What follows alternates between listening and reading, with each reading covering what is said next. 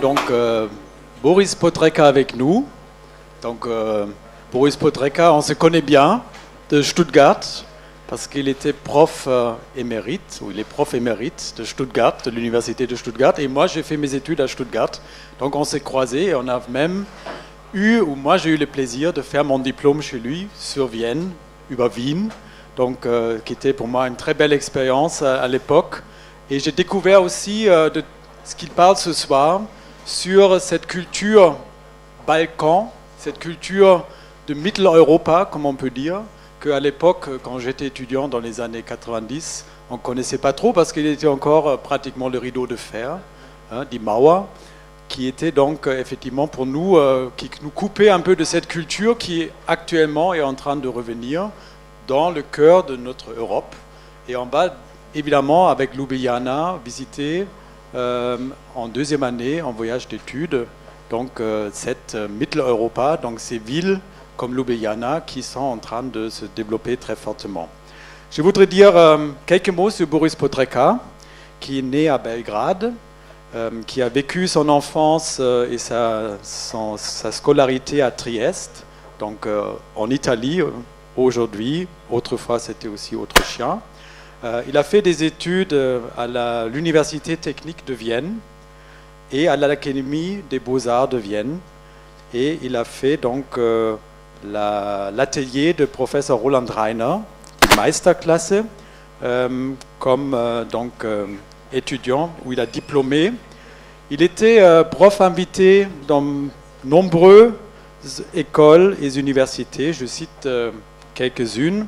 Il était à Lausanne, à l'EPFL, il était à Paris, à Venise, Philadelphia, à Londres, aussi à Harvard, Cambridge, Vienne, Zagreb, Trieste et Ljubljana, Maribor. Donc tous, ça c'est des villes et des universités qu'il connaît bien. Il était, comme j'ai déjà dit, prof, ordinarius, comme on dit en Allemagne, à l'université de Stuttgart. Directeur de l'Institut de Raumgestaltung und Entwerfen, ce qui est toujours un peu difficile à traduire en français. Donc c'est aménagement intérieur, mais c'est pas que ça, c'est théorie de l'espace, on peut dire. Donc où il était à Stuttgart pendant 15 ans pratiquement. Voilà. Mais il n'est pas seulement un professeur et un enseignant, il est aussi un praticien, un très grand praticien. Il a eu d'ailleurs plusieurs prix pour son œuvre. Donc, je cite quelques-uns.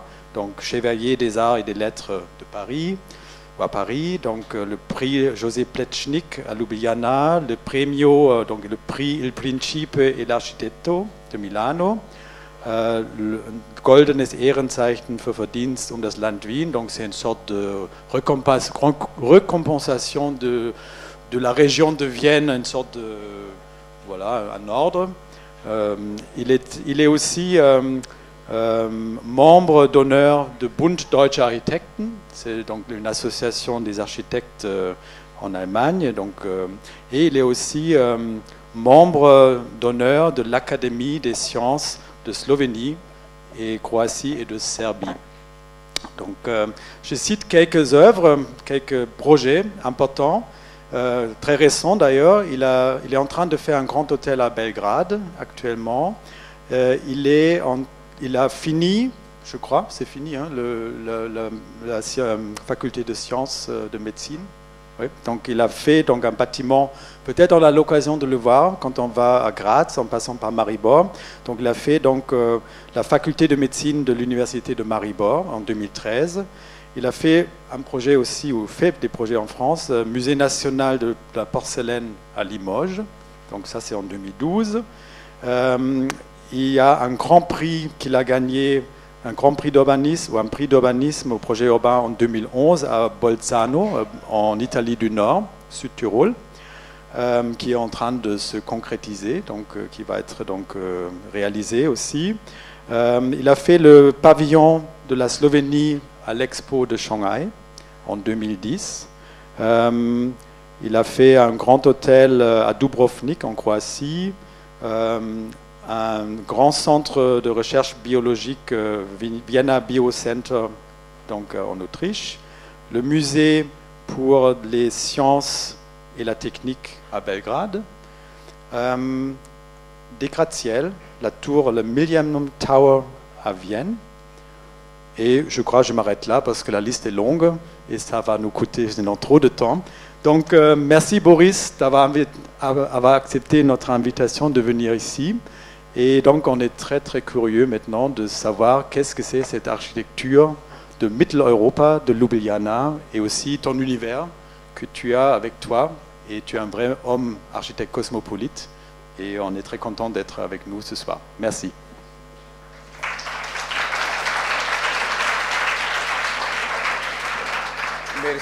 Merci Dominique, c'est bien? Oui ou non? Oui.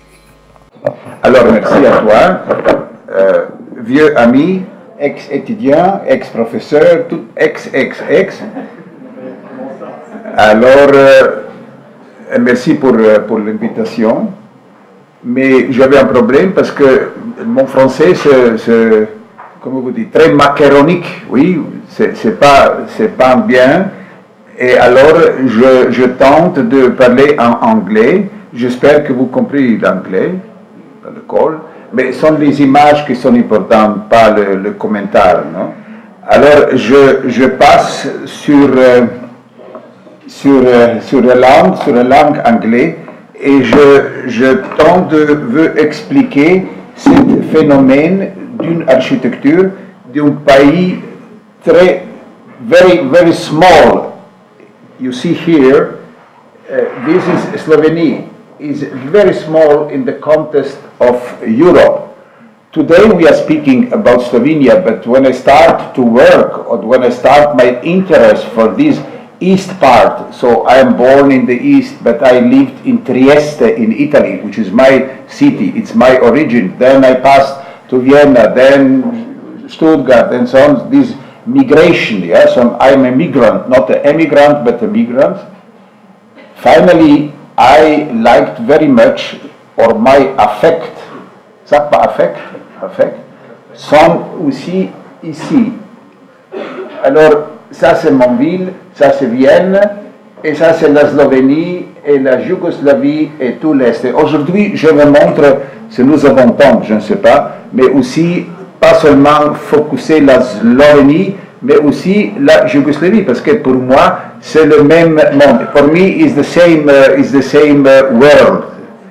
So, Slovenia, I would prefer to speak about architecture in Slovenia than Slovenia's architecture. There is a difference, because this small country is on the border between the Alps, so the mentality or the mental structure of the people is connected with this implosive character of the Alps, and in the same time with this explosive character from the Mediterranean, from the Adriatic space. So Slovenia has down the sea. It's a wonderful city, Piran. I will show you where I worked too.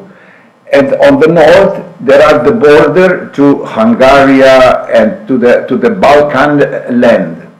And Slovenia is a melting pot with a lot of cultural level. Like me, what we are doing, it's the poetic of difference. We are not connected with one racistic style. Yeah. So for the first plane, like Zaha Hadid, yeah? So we don't like this, and our work is more a contextual work where we can to enforce and to give a sense to these different places. So the poetic of difference is something other than the clean poetic which you connected in the moment that somebody individually is behind.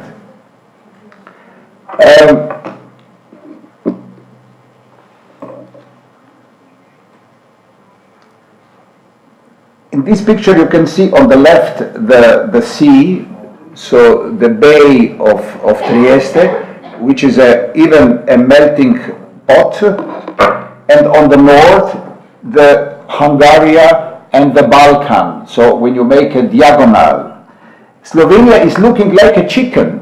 You see, the form is like a chicken.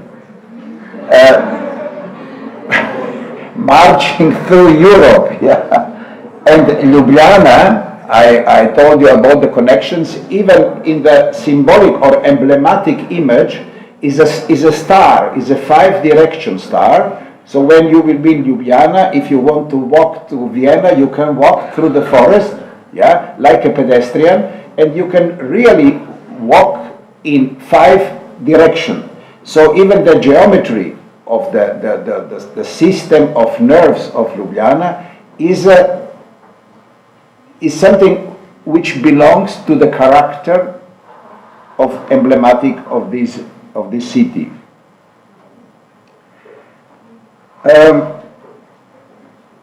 Every city has, how could I say, a strong image. Every Middle European city, Budapest, Vienna, and so on. Ljubljana is a small Vienna. Even architect who worked in Vienna, like Max Fabiani, who was an ingenious architect, like Leonardo da Vinci. He made architecture with the left hand, but he was inventor and make I don't know what, everything like Leonardo, and he was the first urbanist, the first doctor of urbanism. Urbanism was a name unknown in this time in Europe, and he gave to Ljubljana the first configuration, Camillo Sitte and Fabiani, with this ring, which held the center of the city, and is a zip, like a zip to the periphery, to the expanding 5-direction star of the periphery. And on the right down, you can see here that Ljubljana has a small acropolis with a castle and with the X, and then you have 2 walks. The walk beside the river and the walk under the castle. And when you will be in Ljubljana, you have to take here elevator. It's a diagonal elevator. You have to do this walk and then look to the silhouette of that, and then to pass and do this work, and then you can go here and you will see the thing very good. You have seen walking, but you don't see in the 3rd dimension. So this is something which is typical. This vertebra is a typical for this city of Ljubljana. And then you have several magnets which Max Fabiani proposed to give them a formal sense, individual sense of piazzas, of loggias, or all this Italian Mediterraneity, this vocabulary.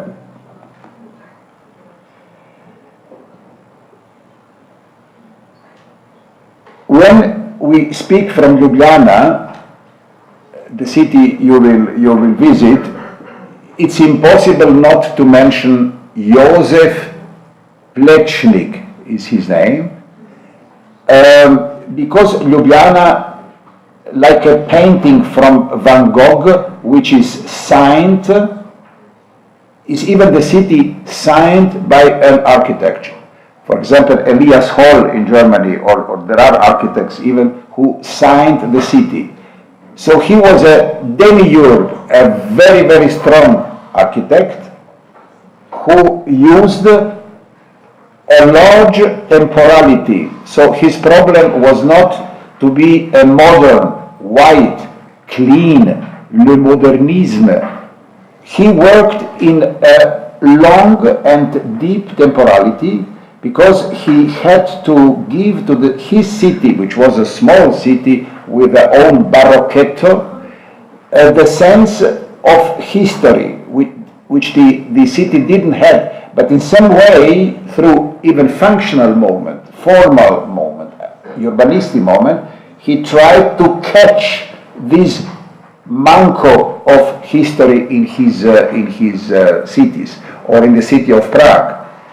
And he was responsible for this deep temporality. There is a nice German idiom, Heidegger did it, Zeitlichkeit. So not Zeit, but Zeitlichkeit, which is a sequence, a long sequence. But his history was not a postmodern history, such an American banal postmodernism, like the exhibition 1980 in Venice, so this postmodernism, which is an ugly thing. What more deeper, like Asplund did in Sweden, like Lachens did in London, and so on. So he was a rebel, not on the part of the modernist, yeah, but even I mentioned it, of the part of this transgression history architecture, transgression. So his question was, where are the limits of the history? How to find the limits? You make a step more and everything crash. It's a very tragic attitude in some sense, but he was a strong person, and he tried to do and to give this temporality to his city. He began in Vienna like a scholar from Otto Wagner. Otto Wagner was the modern architect who introduced the modernity. All the you see here, you see Plečnik here. He was not a man of communication. Joseph Hoffmann, who was very charmant and communicated well.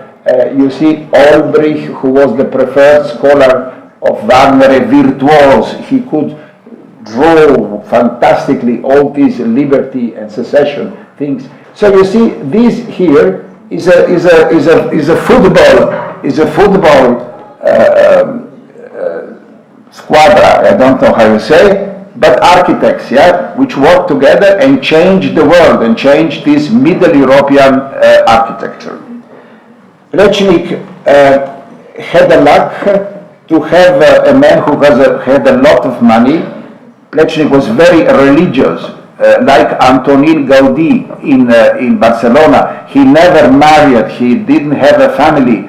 His wife was the column, and his brother was a capital, and so he lived really in the architecture. You will see in Ljubljana crazy thing, yeah. The Roman way with the pyramids and all these things. Yeah? So he lived in the architecture.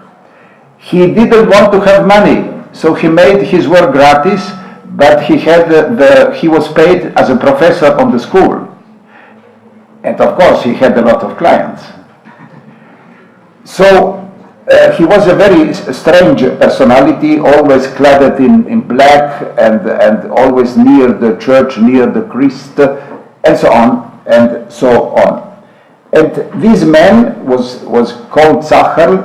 He supported the Benedictine order, which in Germany is very strong on the Danube. So he had a lot of work from this part. But as every classic architect, he traveled, of course, to Italy, to Greece, to small Asia, and there are a lot of drawings. He writes to his brother what he has seen in Rome, and drawing, and in the meantime, but he was not only absorbing, but he was even giving architecture, because in the same time he dreams architecture. So there is a dichotomy, a parallelity. So you learn things, but in the same moment when you learn, you answer, how could I do it? And this dilemma in the first work in his house is obvious when he built a house little bit against his master, who has lost all works in France, Otto Wagner. But you see, there are moments coming from Guimard, from Viollet-le-Duc, from Majorelle, and so this French, echo coming from Paris, and this Hamlet position to ask himself, what is a facade? Is a carpet, is an ornamental carpet when I with a knife cut the perforation, or is the architecture, there is a strange thing, or is something which has strings, which is geometrical. And in his biggest work in Vienna, a fantastic scene, you see the young architect with 25 years, he's asking him, what shall I do?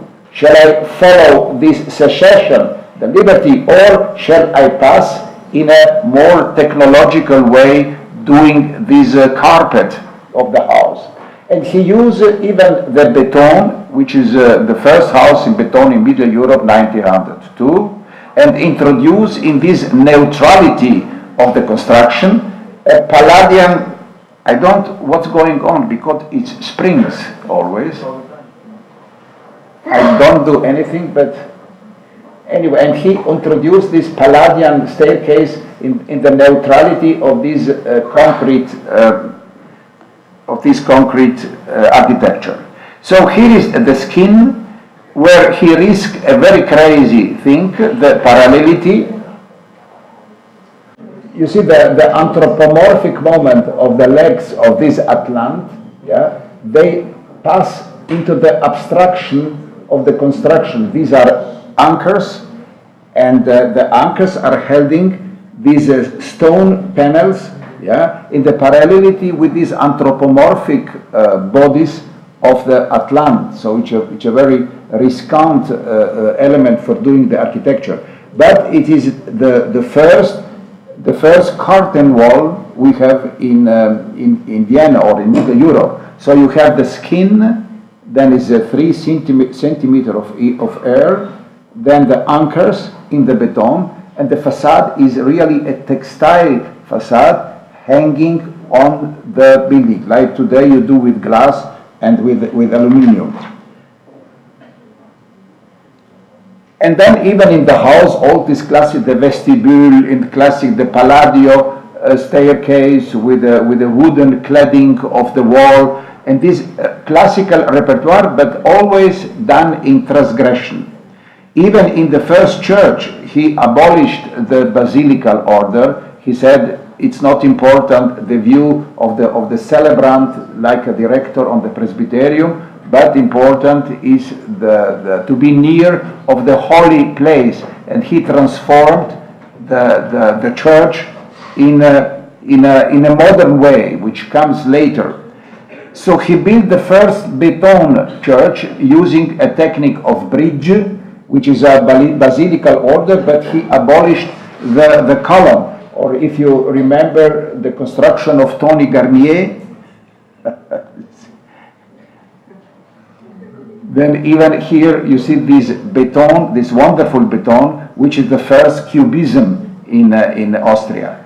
But he was proposed as a professor after Wagner, but finally this nationalistic age in Vienna before the First World War, he had no chance to get it, and he was invited by the first democratic president of the Czechs, Masaryk, who was a philosopher, to come to Prague and to be professor and even to be the main architectural curator of the wonderful castle of Prague, of all this territory. So of course he need a lot of material. There are fantastic photos when they are bringing a monolith, and traveling the monolith. The people are working; they had no time. So traveling and forming. And of course, this column he used it to give a dignity, even a historical dignity, to this castle, who was a medieval castle and had not the presence in the city. It is wonderful city of Prague, which is one of the nicest city of the world. So these columns and columns and columns was like an obsession of an architect. He used it always to definite spaces, to say here behind is the parliament, or in front of them you have to turn right or left. And sometimes the crash, you see this is crashed, a stone which is crashed, he reused it in a monument. Yeah? The wonderful piazza, it is like a carpet. You see, it is a neutral ornament, like a carpet. The square, but it's cut on the contour of the building, like a textile. Is a textile metaphor, which is one of the leading elements of his poetic. And then he opened the views to the city. using even the central column, something which is in the history, it comes even of the Cathedral of Toulouse, you have it in France too, but even in other countries in the Renaissance, and then it means to give the stop. The man is always lateral. The center is the architecture, is the column, the symbol. The man is always something which is lateral, not in the middle. And these are these very interesting changing of one castle or the city, who was a Baroque city. He introduced a completely new feeling of the Mediterranean city, like Michelangelo's strong staircase, columns, transgression of the column, the small black column instead of a high column. So these diversities, and how he perforates very strongly, not so elegant like Carlo Scarpa or other dialogue architects, but in the sense of this terribilità of Michelangelo, so to really put the time in a perforation of the wall or of the historical elements. And this grammatical syntax of column, the remember of Knossos, the remember of several, so this repropose in a transgressional way the history. It's very, very good made, everything. Le système artisanal, c'est une chose incroyable de Plečnik. Or the textile metaphor coming from the theory of Gottfried Semper, who said that the origin of the architecture is textile, and the first human detail is the knot. You know, when you make a knot, is the soul in every knot. The plural of the knot is the pullover. The plural of pullover is a tent. The plural of tent is a house. Yeah. So this coming not like Delorme or Lugier and so on, that their base is the column, the trunk, the wood column, but the textile. The man goes outside, he leaves, he wants to live long, he takes what he has, he makes the nuts, and he covers himself because of the weather.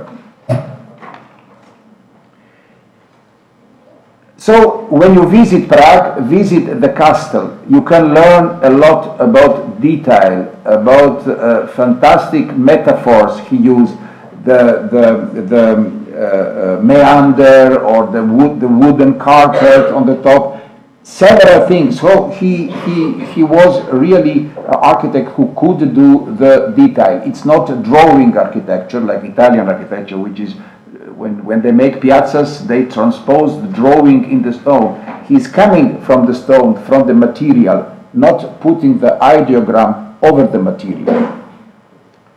And finally, he built a very strange church. So I have to say, when I was younger and I discovered Plečnik in Vienna, I was a lot in love with him. He comes from my part. It was such an affect moment. But when I went to Ljubljana and I saw this historical architecture, I get mad, I hate him. But in the moment when I was obliged to build by myself, and when you're condemned to build, then finally I start to understand Plečnik. It was a long way, maybe 10 years. And then I understood this. So don't be afraid when you go to Ljubljana and you see all this column, don't say it's a sheet, wait. Maybe 10 years, you will have the same experience I had. Yeah, I had. So even this church, c'est une chose, c'est un manteau. Tu dis manteau, c'est un manteau avec la métaphore de le roi avec les hermelins. Sag mal Hermelin? Hermelin, oui. Alors, cette church, il y a cette métaphore textile qui vient de Saint-Père, je vais l'expliquer. Saint-Père,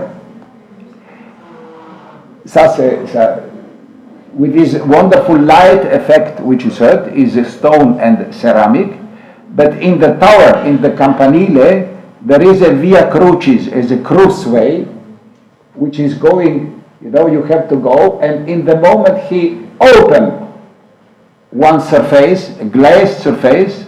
He cut the wall, and you have this incredible light going through, and you stop and you see through the watch, but you see through the time. The watch is time, and you see through the time, and you see then the castle with his work there, and he formed something, we could say this eco architecture, yeah, this parlante in the city. I speak with something which is maybe 3 kilometers away, yeah, this incredible urbanistic echoes through the city. And he formed the first democratic order, when at only 10 persons, they have a presbyterium here or here and so on. But it was not so built, this Hallenkirche, whole church, yeah, with anything. You can maybe play football inside. It's only a space. It's not such a drastic religious space with a crypta, with a wonderful crypta.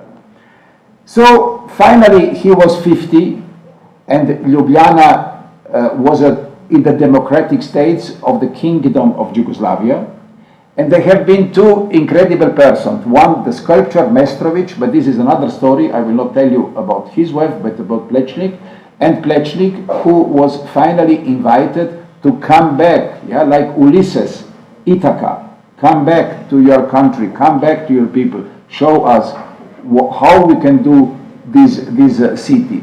And he was 50, he came. Before he came, slowly, he was very shy. Yeah? He found a priest who asked him, could you help me to enlarge the church? And he found, and he found this small chapel, you see, with the entry, with the old entry. He added here a tower, which is this one. He broke the door and made from the church a vestibule, an entry. And then in the form of cross, he built the space, putting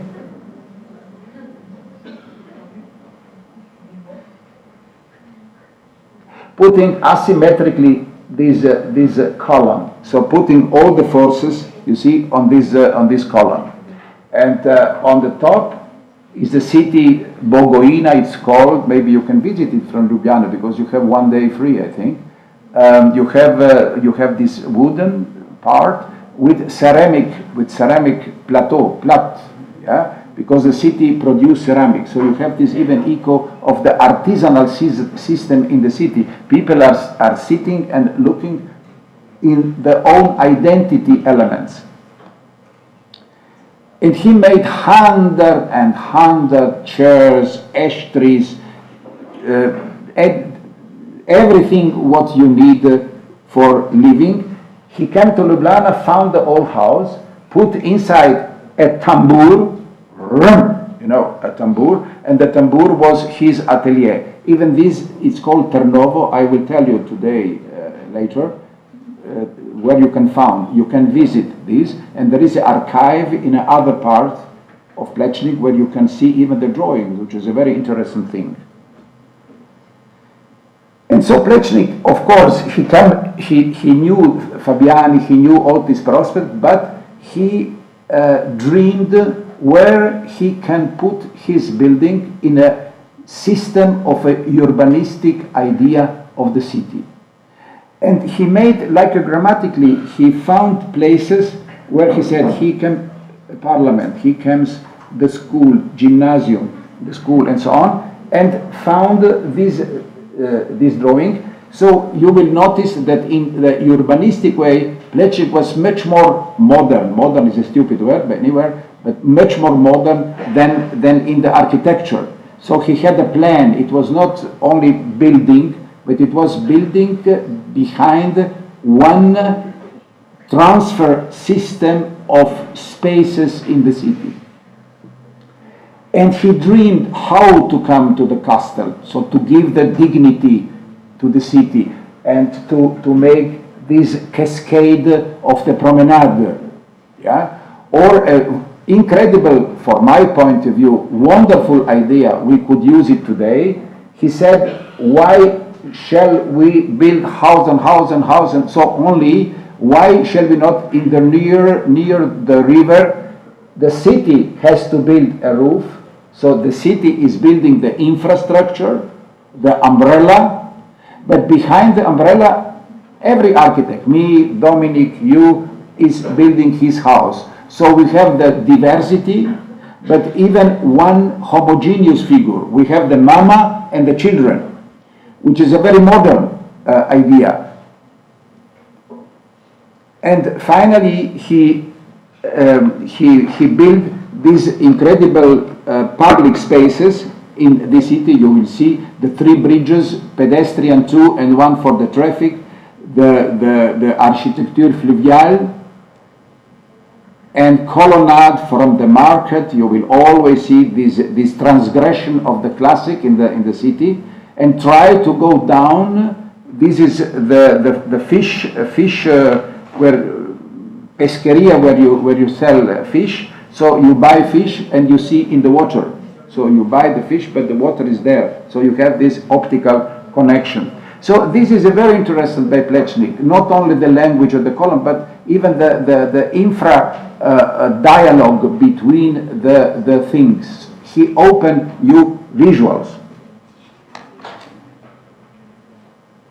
Or the minimalization, the megaform, the miniform, the children and the mama, small, and open the city to the river in a way, in a Mediterranean way, always with the symbol of the column.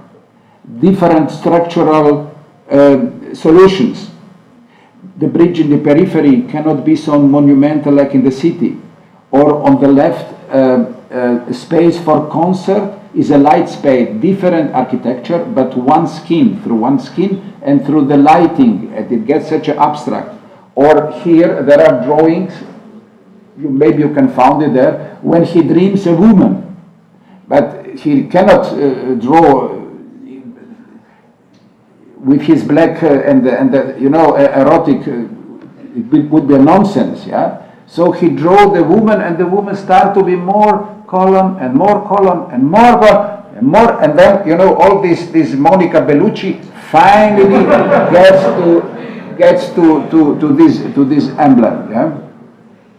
But his main work is the university library. You cannot go with 120 people because the people are there sitting. You have to find a possibility maybe when it's closed, you know, that you have between 6 and 7 and so on, because I know it's very difficult to go with a lot of people. But this, here you will see this, what I mentioned, the terribilità of Michelangelo. So it's a huge building with a skin as a landscape, with the column in the middle of the library, which has stop. Here is the culture of a nation. So this parlante. And there is a book with my students who make a lot of analysis. This is the plan, the library, correcting the space, indoor and outdoor spaces, the geometry of the city, the geometry of the space, and you have the vestibule, which is architecture assez. Then you have the staircase, the monumental, the colonnade, yeah, which is an element assez. And then you have this fantastic space of the library with the wall where he put even this column as a symbol of the culture of a nation. Yeah? So you have always this, by Plečnik, a sense of staccato, like in the music is a staccato. The elements are binded, but their origin is always typologically something which is own, which is only a typology for me, not done to be connected. But the transgression is in the connection. Okay? And then you have this strange skin. There is another bibliothèque in Stockholm, if you know, from Asplund, which has maybe not so much quality, but quite similar. Yeah.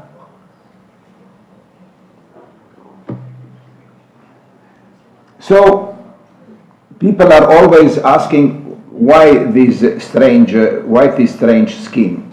Finally, this skin belongs to a memory, because people are coming from the countryside, they are not urban. And you know, it's very dangerous to come in the city and to have this shock of a capital, the stress of the capital. So these young people, when they go to catch the culture, they found a landscape. But the landscape is not horizontal, the landscape is a vertical in this sense. And you have the red earth, la terre rouge de la géographie de karst qui s'empare de la Slovénie, et la pierre blanche. Et le mix de la pierre blanche et ça, c'est, comment te dire, un paysage. C'est un paysage qu'il transforme dans la façade.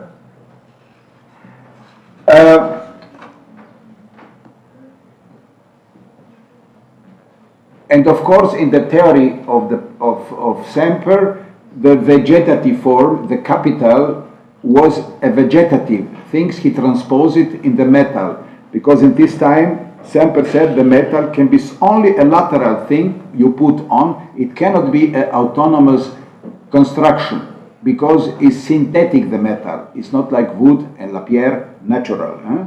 So he follows this, and like a crazy man, he made a lot of drawings in the 1-to-1 scale for this symbolic column. And then, you know, the collaborator made exactly drawing. Every millimeter is drawn. He wanted to have it exactly how to put, and he used the stone of burned construction or Roman archaeology, or everything what he found from the history. He made this collage dans le terre rouge. So we enter in this space. You will visit it, which is a very dignity space. It's a black stone, but you see always the wood, like a man and a woman. You have always the night and day, wood and stone and stone and wood. Then you come to the hall, and from the hall, the construction is binded. Is always one system: the vertical and the horizontal, the wood. And then from the staircase, you see in the diagonal the light of the culture, the feminine element, not the masculine element, the feminine element going through. And when you enter, the diagonal jumps through the tripartito, and goes to the infinito. It's a very nice thing, done by hard architecture, stone and so on, but even in this feminine thing, how to pass through with the perception, with the visual perception. And the correction I mentioned before between the outside geometry and the inside geometry of this fantastic space, cladded, you see cladded, and with this very small passerelle, is really grammatically a very nice thing, how he conclude the thing, and so you can learn a lot of things about. Who built the nicest bibliothèque? From my point of view, my preferred architect, Labrouste, Saint-Geneviève, à Paris. It's even a fantastic space. Es geht so schwer da. So he continued to build in Ljubljana, always the parcours vertical of the columns, or the sense how architecture function in the perspective relation with these minoic columns. And finally, even a fantastic work, which is the cemetery, the Ljubljana cemetery, where he tried to build for every district of the city, there are approximately 20 or something more, on individual chapel. But these chapel are more or less egalization what he did in his life as architect. So he took the thematically things he did in 20, 30 years, and he put it in the small architecture, correcting it. So what was my mistake? Maybe I was too young. Today I could do it better, and so on and so on, yeah? And when you enter, you have this incredible symbol of the egalization of life and dead. It's the same form. So it's the life outside and the dead inside. So he did a city of death, a city of la cité de la mort, yeah? So you have the column, always the column, the symbol in the axis, and then you have several thematically pavilion behind this door with these grammatical, even crazy things, what he is doing with his column and always inventing new possibilities and catching the X where you divide the person left and right, and using, you see, the house in the house, such like a loggia, or the structure we spoke about, or the arch, or the tumulus, and so on and so on. And finally, coming to this coping workshop. You know what is a coping? When people are dead, you put it in the wooden box, yeah? So where you do the boxes is this house, which is thematically even interesting with this columbarium, is an open element, and then the carpets, the textile metaphor, in ceramic, and the base, like Semper said, Miss van der Rohe. Miss van der Rohe did always a base for her architecture. Yeah, it's never, the houses has a strong base, and then you have the artifact on this base. And these are the detail. Our cities are ornament, urban ornament, but put it in this connection with the metaphor of the carpet. A nice church outside Ljubljana, you will visit it, I hope, which is done by pipes, empty pipes, canalization.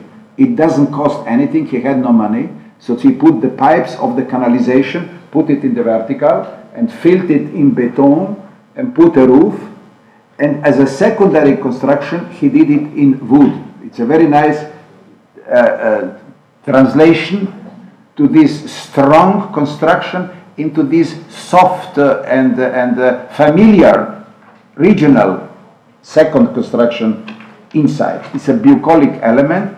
And finally, his dream, but he died, he didn't saw it, Hopla, was the parliament of Ljubljana to do it.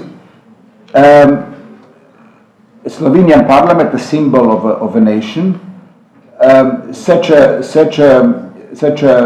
conic form with this forma serpentinata to catch the Belvedere, where from you see all Slovenia, yeah, over one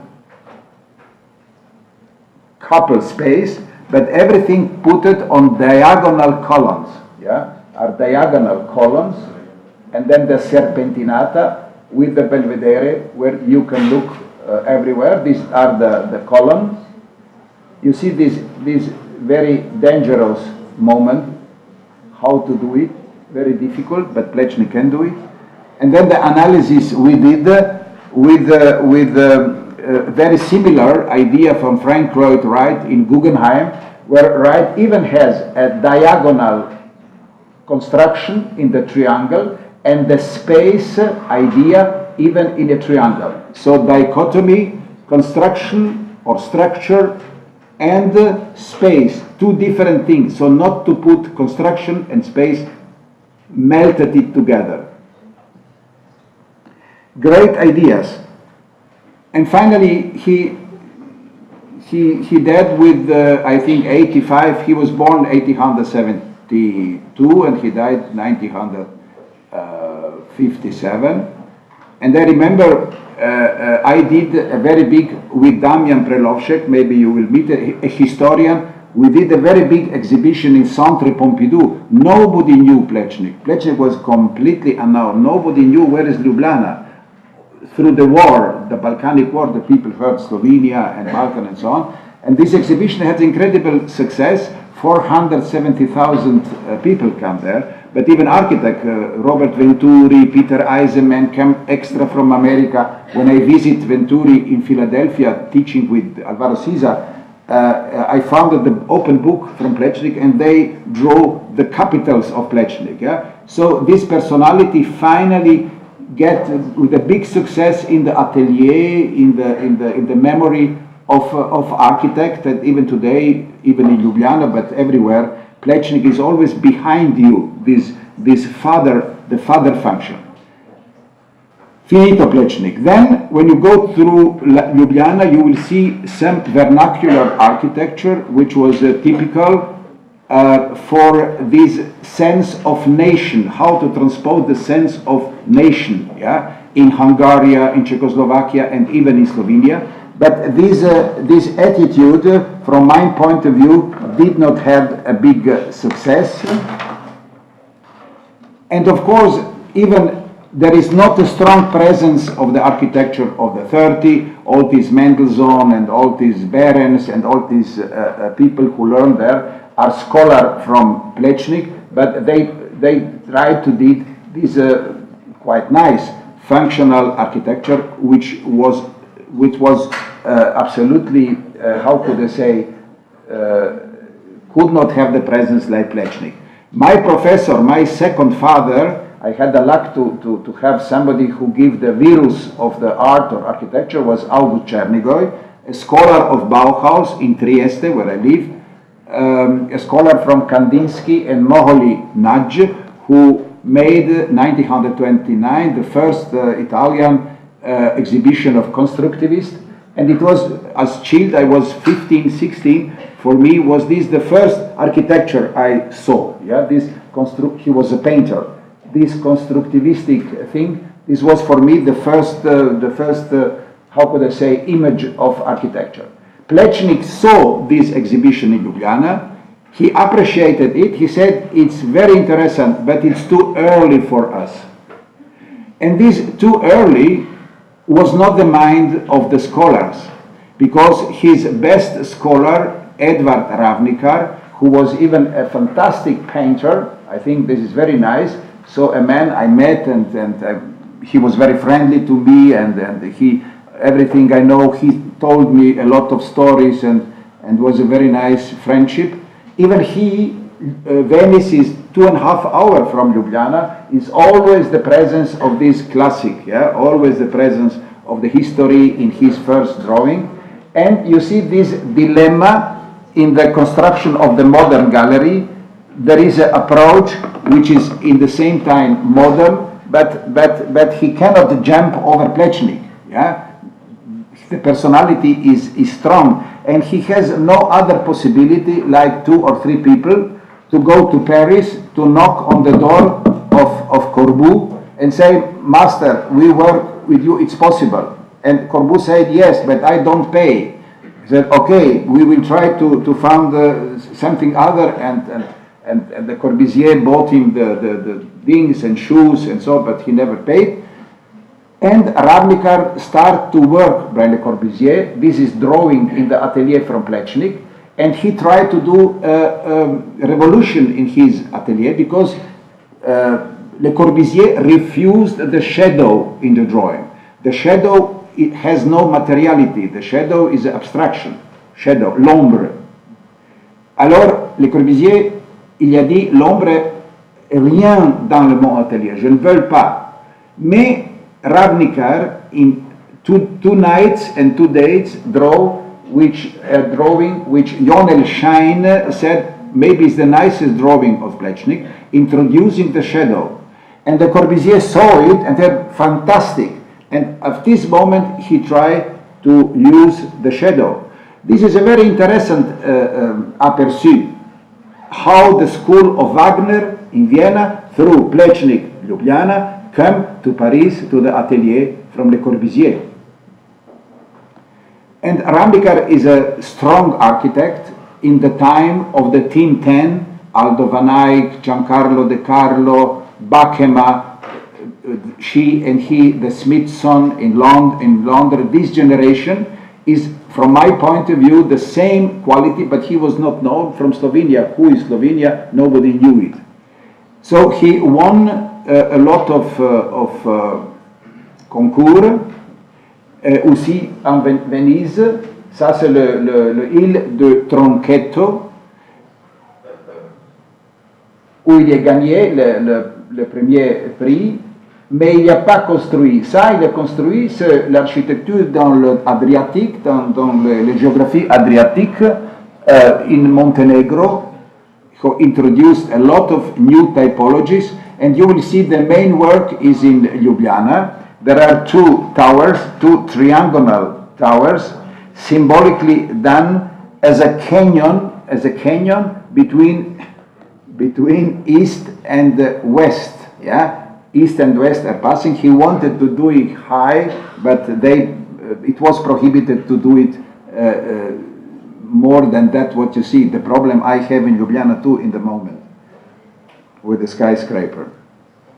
And he introduced a crazy thing, a brick in the Mediterranean architecture. The brick is a Nordical thing, Hamburg and Sweden and Finland and so on, but he was in love with this architecture, with Aalto, with Utzon, and with these fantastic people, but even with the Asiatic or Chinese architecture, you see, not to stop a form, but to give the form can run, yeah, the form cannot be concluded, the form run, which is an attitude we found in China, in Japan, and so on. So Ljubljana was in some way a melting pot. You see the Mediterranean influence, Italy, Greece, Minoic influence, Nordic influence, and so on and so on. And the introduction of a new material at the brick. Other scholar of Plečnik, they tried the modernity, but it is always present something which say behind me maybe is Plečnik, even in this modernity. So for a young architect, Plečnik was really a problem, a too strong personality. And in the changing of this time, the young generation in Yugoslavia from Tito, they had no discussion. They didn't know what's internationally going. So these young people come to me to Vienna and say, Boris, please help us, because I was emerging. I knew all this Moneo and Cis and I don't know what in these first years. And they said me, let's do a gallery. We can try to make this life of architecture with discussion and inviting person. This gallery you will visit, it's in the Jewish part, in the poor part of old Ljubljana, and I did with 2 or 3 collaborators, Slovenian. I have always Slovenian collaborators in my atelier. We did something, so giving to the architecture a little bit dignity, not only such a modern white thing, and they start to work. The gallery you can visit in Ljubljana. You will meet Mr. Hrauski, I think, with Maida. They are here and they will give you all the information you did. And here we start doing exhibition, inviting people, having a small review. I helped as I could from Vienna. Sometimes I had work there, but small works in the beginning. But we try to form something which is an atmosphere, an aroma of architecture, giving an aroma to this city for the architecture. And the second thing, a city major from a very nice point, this is the nicest, from my point of view, maybe city in Slovenia, is on the sea. And I would suggest to visit it, maybe somebody of you in the free day.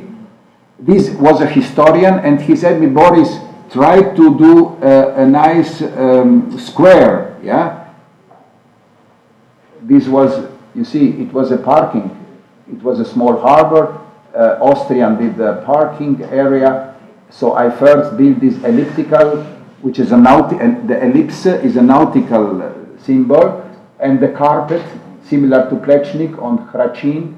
Here I live even, I take care some months in the year, and I restored several houses where we could make every year days of architecture. So the Saturday and Sunday and Friday now in November, where are no tourists and the hotels are cheap, there is an organization where we had all these people, like I mentioned, Moneo and Cis and people I knew. I transport them saying, we will show you Plečnik and so on and so on, please come and show what you're doing.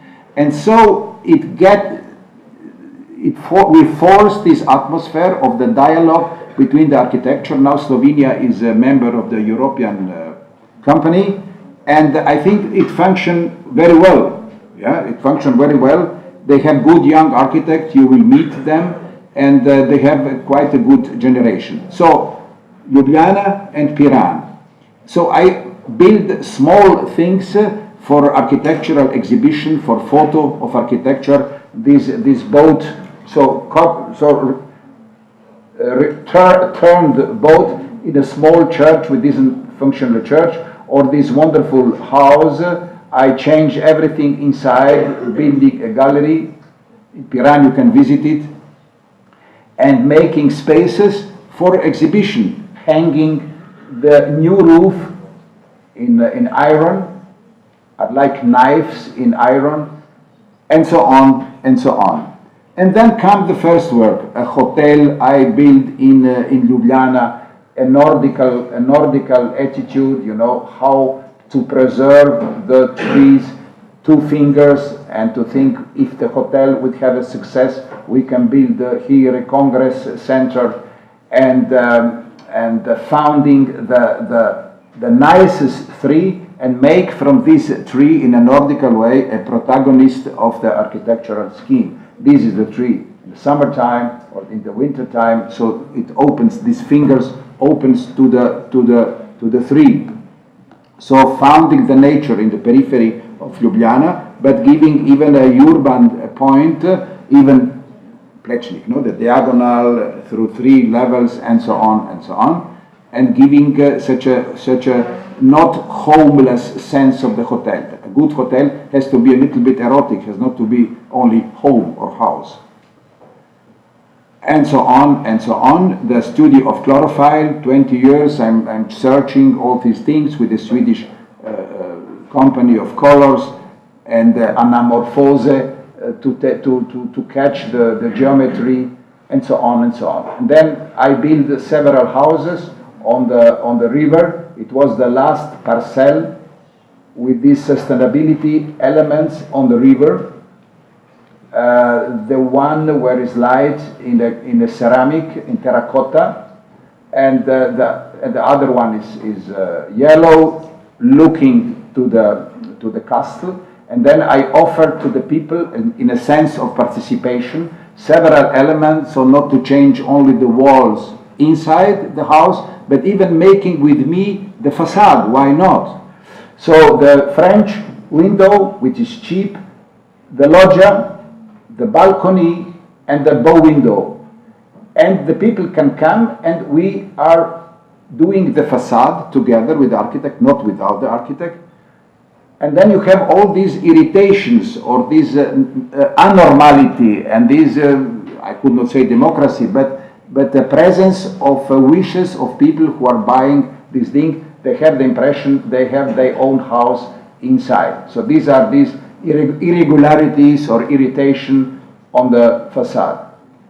Or the dialogue, you see, with the old Ljubljana, with the similar elements. Or the bow window looking to the castle, not to the river.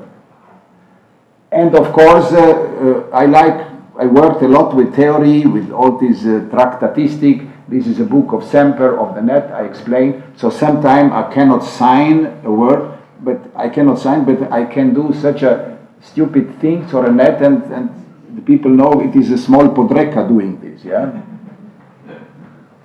And then I build a bridge near the house, which is now in a bad condition. People are hanging, you know, these things for Lucky Mary, and yeah, this yes. So there are 2 streets, but with the different directions. The crash of the different direction forms a piazzetta. The piazzetta, you sit on the trampoline, and you sit and you look exactly in the axe of the first skyscraper done by a scholar of Plečnik. So you have always this sense of echo, this dialogue over 1 kilometer.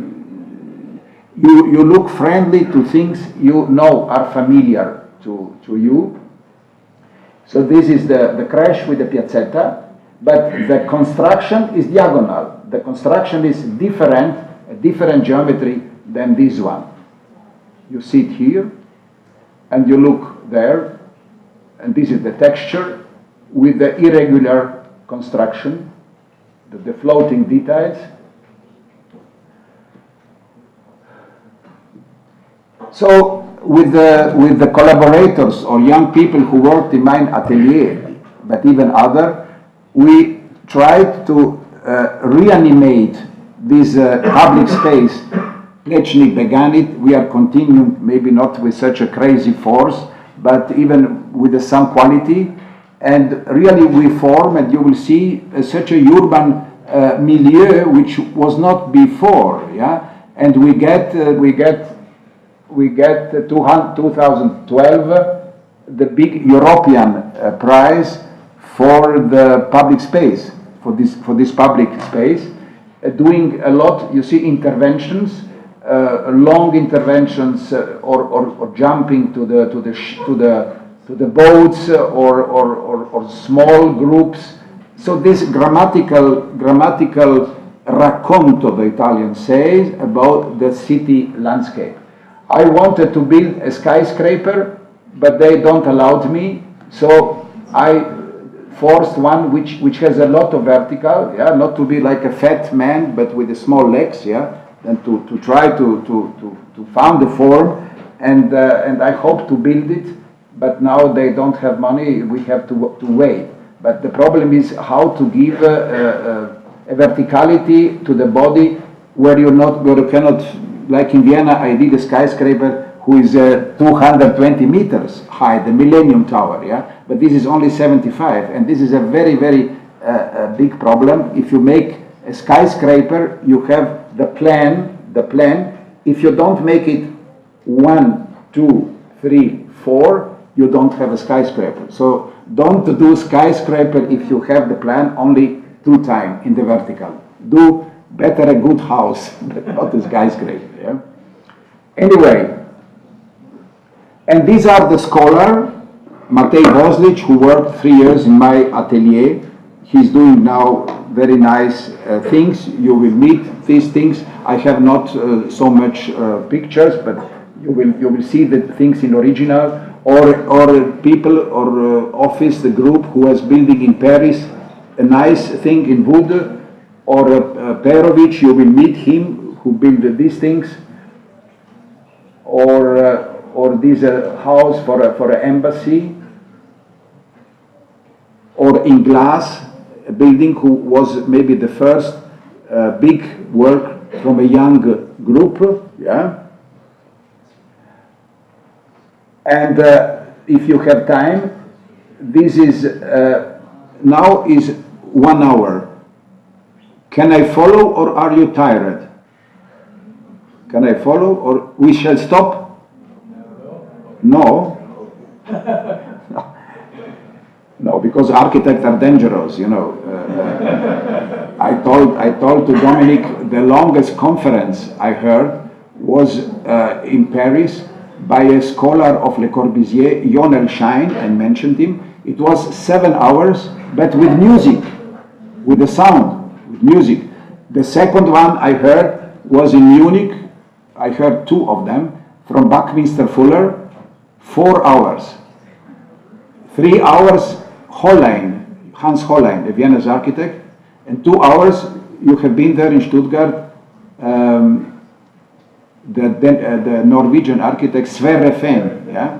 Very interesting for me, but anyway. So over Ljubljana, in the periphery, in the karst, I built a winery. So 3 foreign ministers met them from Italy, Slovenia, Croatia. They drank a lot anywhere in the mountains, you know, and in this enthusiasm they say, we abolish the border. And somebody called me from Vienna and they say, how shall we do it? And I propose that the border is a walk, yeah, which is a private and open for everybody, and is a winery. So when we European when I know you, I give you the hand. You know, the Arabs are making, nicht the Maghrébin, zack, and so on and so on. So our hand, and then I cut the landscape like fingers. You know, it's a fingers. Between the fingers is wine, white and red. And here is the production, degustation, open spaces, l'hôtel, and the villa on the source. C'est un bâtiment sur la source, where I wanted to continue and to reanimate the mur sec. Tu dis mur sec without plaster. Yeah? Pierre sèche. Yeah. In this tradition, it's a wonderful thing. In this landscape, which is I grow up here. So I found 15 who took the stone from the earth. It was no way, no street we have to use with a helicopter. We brought wood with a helicopter. It was nothing there on the top, but a wonderful earth. Yeah, and these are the traditional architecture. And I made such a wall. I like it very much, really. And it's the first mur sec in this landscape. The tradition is completely gone, dead. Yeah, it's a terrible thing. So when a landscape loses the mur sec, is like when a nation loses the language and you speak Esperanto. So there is a apotheosis of this wall, of this winery, and you have sequences of wood and stone, and wood and stone, and wood and stone. The things you have you have it under the earth with this small balcony looking to Venice, looking to Trieste. And you have mur, a mur, a mur, a mur, with perforation, inside, outside, inside, bow window, and inside. And this is finally the border, yeah? The border on wine. And then you have open windows to Venice. This is Torcello and Venice, or where the production to close. So to close and to open the mur, and this a dichotomy of wooden, a lost tradition, and stone. Here I made, kilometers giving the artisanal system to the workers because they didn't knew how to do the mur sec. So I like very much the notion in architecture about ethnology or anthropology. I am not doing architecture, I'm doing archiculture. It's much interessanter than to do the architecture. But the stone, I'm speaking now about this Yugoslavian landscape. I don't speak only about architecture, but about archiculture. So the one possibility with stone is a monolith, like the mur sec.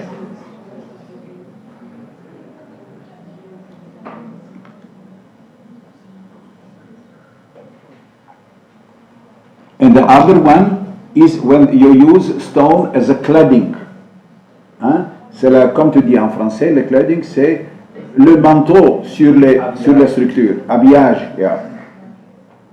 This is a wonderful city, the nicest one on the Adria. It's called Dubrovnik, with this irregularity, with the walk on the stone.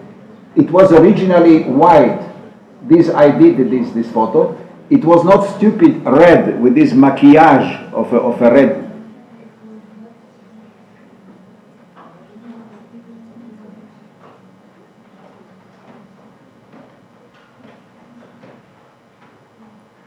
Of the red roof, excuse me, and you have, so you have this perspective, these canyons and the bridges and a lot of elements.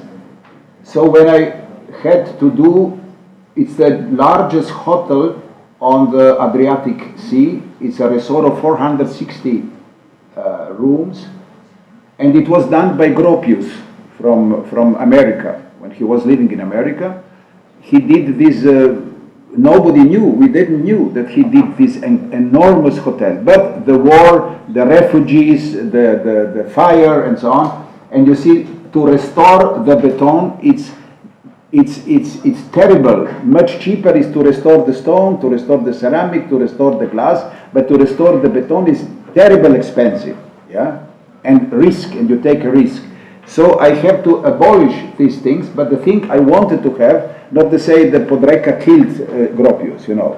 So to leave even in the new things, this calligraphy of Gropius, typical for the 60s and the 70s, yeah, this calligraphy and so on. But I did then another new architecture, opening with these canyons, opening the canyons to the sea.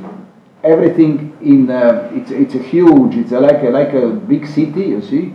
So the new part and memorying Gropius, doing these smell islands of lavanda, oregano, thymian. So when 80 Japanese comes, you know, in this new world, they have to smell what's going on. Petrarca, the Italian poet, he said, "Friends, close me the eyes and bring me to the city, and I will say you exactly where we are."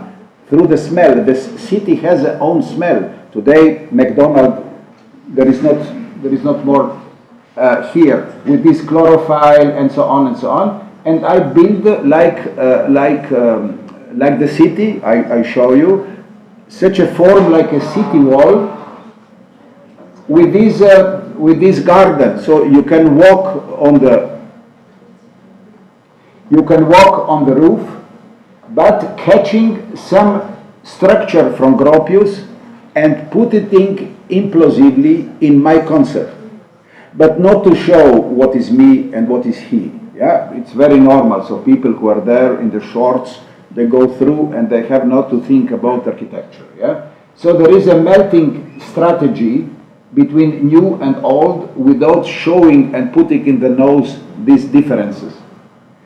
And then these are the canyons, yeah, to the hotels, and I tried to find a system of cladding between 3.5 and 5 centimeters of the stone, having pieces are sun canyons and shadow canyons. So when I have places of medicine and wellness, I have shadow. So these sequences of shadow and sun spaces, and all this is now green. All this system of pergolas, of water, of bridges, of vertical, like the Dubrovnik city has, but in a reanimation of the typology and in a certain sense a transgression of the historical architecture. So I can show what is in the morning dark and in the afternoon change the color through the different textures. The same texture, but different how they are done. Or this transgression to put in the same piece a shadow and the sun. Or a mashrabia doing with the Company of London, who are doing for us these wonderful aluminium elements in the chlorophyll, in the organic, not chemical color. Or the Congress Center as a cladding element. Or in a way to force the sustainability, different element we are doing in Swiss to not to catch the sun, the heatness, yeah, the heatness, and always this wonderful horizon. So to have through this cladding, stone as monolith before. To have this architecture on the water, but even the same thing like in the history. This is the Seicento with the villas, the architecture on the water and the architecture on the water in our times. So there is always a presence of history even if you don't see it. Or glass, this is Maribor, you can visit it because it's 1 hour from Ljubljana, the medicine faculty, a new architecture, but in the dialogue with all emblematic and important element of the city. I did the university here, and they give me then this work of the which is quite a huge project. You enter and you see the city, and the metaphor is this irritation, like in the picture, in the painting from Robert Motherwell, somebody who I like very much. If you would see this, would be banal, but in the moment when you introduce the irritation, it changed completely. So I've found the skin with all this perforation, with this element, even with a glass, doing with a Swiss company, with change with the light. This is the same glass like that, but it's changed. So you have all this rhythmic sound gradation of the skin and the textile metaphor. And finally, from this playing piano of the architecture, through the piazza, where from you see the city, people from the city can go through the medical faculty and buy these iron elements in the dialogue with the iron of the bridge. This is a thematically one thing, and this is thematically other thing with the water. So you have these two materialities working together. And finally, the bibliothèque, always with this signing textile metaphor, a band, a continuous band.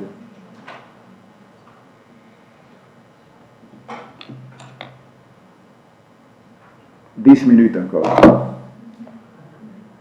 Now we go from Ljubljana to Zagreb. You travel 2 hours in Zagreb, but I think it's too large for you, too much. Yeah? In a socialistic bloc, a destroyed city, you see the passage, you see terrible things, but people like this. In the socialism now, you know, they are thinking about the old time where the city solved every problem economically and so on and so on. And they don't want to lose this dirty thing. It's a mental situation there. So I introduced in this block a square where I build in the second floor a park, and I put on the top why to build villas in the periphery, making garage, asphalt, roofs. Why not to build villas in the city on the top with a swimming pool, with everything you need. And there is a commercial center and the villas with the swimming pool on the top. So you have the garage, 3 floors of the commercial building, and from the square, which is a very elegant square, you see through the green elements on the park in the second floor, offices and apartments in ceramic, earth, and then the villas. The villas dematerialized in a black glass. So the idea was to find a meteorite which turns with the light, it's not materialized, and which gives the city, even in the evening, a sense of a metropole, to have light, 11 o'clock, 12 o'clock, the light is going on, not offices, but to give these apartments in the city, and to have this park with the fountains. These are fountains, but through the fountains is a glass, and the light is coming down. Yeah. Wait. See, this is, but here is not possible to see. This is light coming through glass. This is, everything is glass, even the elevator. Maybe we see it later. The facade, which belongs to the city, it's a double facade. Electronically, you can move it. Yeah. And you have architecture of Adolf Loos. You have architecture of the School of Munich. And the new one is a tripartito, 3 different times. So these are these tubes.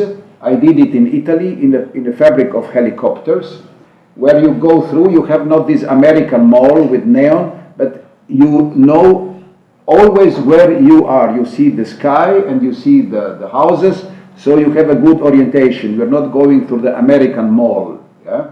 And this is a water, 5 centimeter glass, and the light coming through.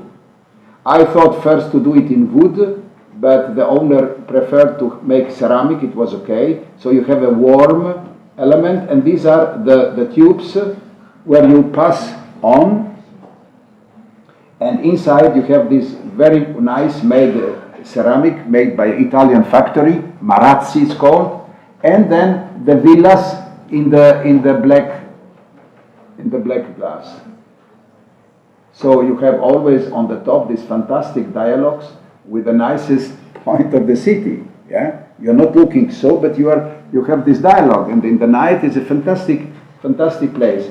And very nice made all these passage and walks and garden. These are the gardens now here. plan.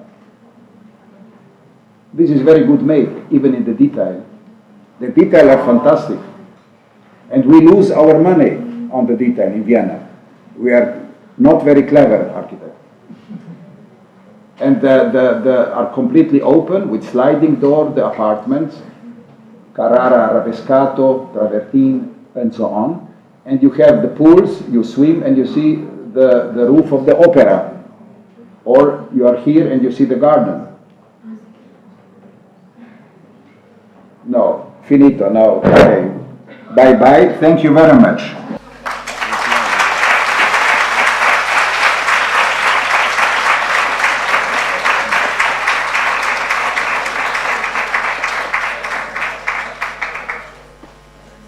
So, thank you very much, ou merci beaucoup, vielen Dank, Boris Podrecca, aber peut-être il y a encore des questions. Perhaps there are questions. Questions? 5 euro per question. 5 euro per question. Non mais, est-ce que quelqu'un a des questions ou des remarques? Aussi en français, si vous voulez. Oui, vous pouvez. The first question is always the most difficult, yeah? Who has the courage to ask?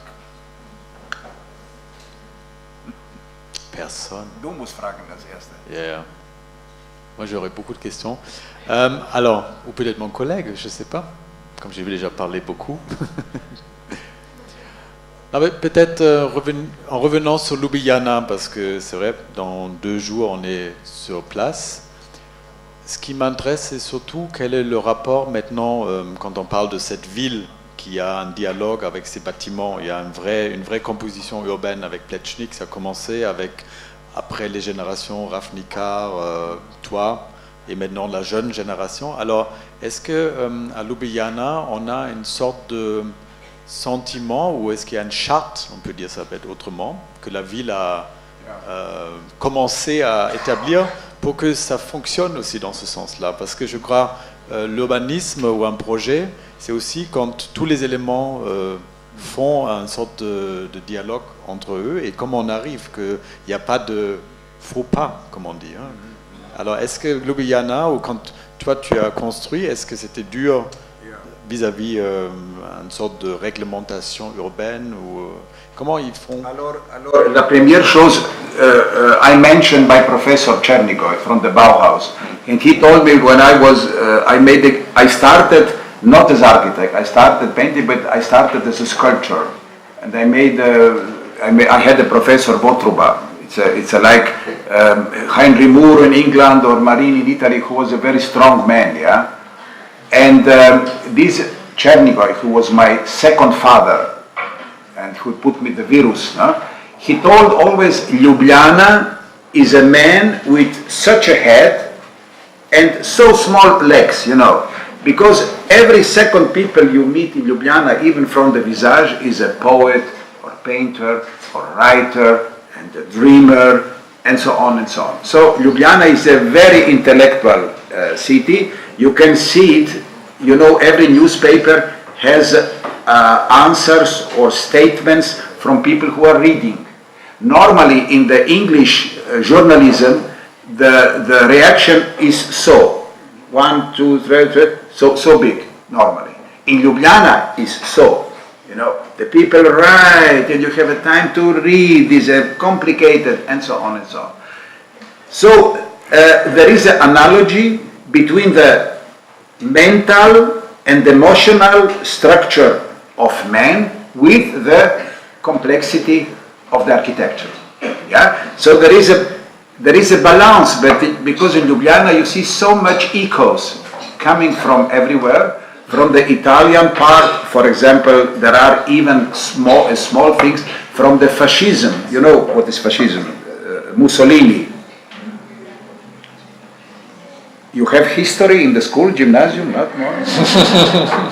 So, you know, the first generation, Cattaneo, Terragni, this wonderful architect, the protagonist of the modern, has been replaced when Hitler started to build the monumental thing. Mussolini said, but why Hitler is doing this. We are Rome men, and they started to do this conservative architecture. And from this age of this Piacentini Rome architect, you have some echoes in Ljubljana, even in Trieste.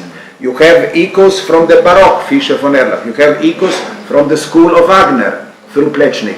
But Plečnik was a very strange man. He never spoke to the students about Wagner, about Semper. This was for him the dirty capital, the dirty big city, Vienna, Jewish people, Serbian people, Hungarian people, Czech people, and so on and so on. So Plečnik wanted to have Ljubljana clean and white and classic, to clean these irritations of the urban life, And therefore the pupil abandoned him, Ravnica. He had no other chance. But today, when we pass now, you have maybe, I don't know, but maybe through our work, you have this echo of this theory even of Semper, So Plečnik is my grandfather. And there is always in the generation a sinusoid, there are always two generations, and two, because your father is giving you, but your grandfather is giving caramel, So we have to like the grandfather more than the father. So Ljubljana is this melting pot of these different colors, of this mosaic of different colors. And today you have influence by the young architect, a lot of them parents, they have been in Holland. Holland was in the generation of the young architect today, was the leading. So when I started to do architecture, or in your age, when I was in your age, the leading country was England, high-tech, Foster, Rogers, and so on. Then when I was emerging architect, was Spain after Franco, and Portugal. We looked always, so Europa made so to the Spain, Then come our central architecture and the Basel, Swiss, the minimalist, cutted hair, dark things, white hem, and all in black. The architect like in black, every architect in black, So this typology of the Swiss, how you say, minimalist. Then finally came Holland. So Europa did to Holland. Today we are looking to Denmark, or we are looking to Copenhagen. 47 wonderful squares has Copenhagen today. Different, fantastic, on Norwegian to the north. So this is a fantastic thing from Europe. That Europe is always like a boat, Europe is doing so, and you have the influences when you look there, and in 7 years you look there, and so on, and this is going through architecture. And in such a small country like Slovenia, 2 million people, not more. Ljubljana maybe has 300,000, or maybe something like Strasbourg. Or maybe, Strasbourg, it's like Strasbourg. And now this complexity is stuffed in such a small world, And this, you will discover there, what you ask, this complexity of influences, and how is the answer? Is the answer a monolithic architecture, like it's in Portugal? Caesar, Sotomayor, and white, and so on and so on, or has this monarchic complexity? And it's more like that. It's more like that. It's more this. Obvious, Ok. Donc, ce qu'on va découvrir évidemment sur place, cette multiculturalité, on peut dire, dans ces. D'autres questions, peut-être?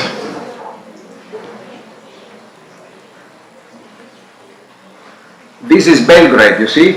I was born there. I had a chance to build something, but I will not explain you what. And this is my last work now in Napoli. We are doing a square, and I'm doing for the first time in my life architecture under the water. Crazy thing, submarine. You see, it's more iron than beton. It's incredible thing. And is a metro. They give to 10 architects one station. but I have a very nice things to do it under the water. This is Rogers, who built even in Strasbourg, I think. Yeah. This Palais des... And Fuchsas and Volta and so on, Sotomora and Caesar, so a lot of architects. And we are, you see, and this is my square, where I have this metaphor of water, because here was water. And Napoli is the biggest city under the earth. So in Napoli, when you visit this wonderful city, the things you have over the earth, you have it down. It's an incredible thing, these caves. And the French, the Bourbon, built this park. But here was water. And I cannot do water, I cannot cut things, but I can answer with a metaphor of water. And I'm doing this underwater architecture, such a crazy thing with cinema and a restaurant and so on, but everything under the water. This is my craziest project I have now. So, crazy project. We finished with the question. I just wanted to know what happened in Ljubljana, which not happened in Zagreb, just 2 hours car away. Which not happened. Yes. Zagreb didn't have such a leading person like Plečnik, you know. Zagreb had always very good architect, but very, how could I say, under the influence of the modernistic Europe. You know, they went not so much to Vienna, but they went to Munich, they went to Berlin and so on, and Zagreb has very good architect, but very completely different than Ljubljana, very clean architect, this modernistic architecture. So a little bit Corbu, the young Corbu, not the late Corbu, not the pathetic Corbu, but the young Corbu, let's say. And it's a very homogeneous architecture. Ljubljana is heterogeneous architecture. Belgrade, the capital of the old Yugoslavia, has a very, how could I say, orthodox, you know, it's a religious, it has a lot of symbols and so on and so on. I don't like it very much, but is a possibility. So every of this city has his own image. There is no unity, you know. The unity is abolished.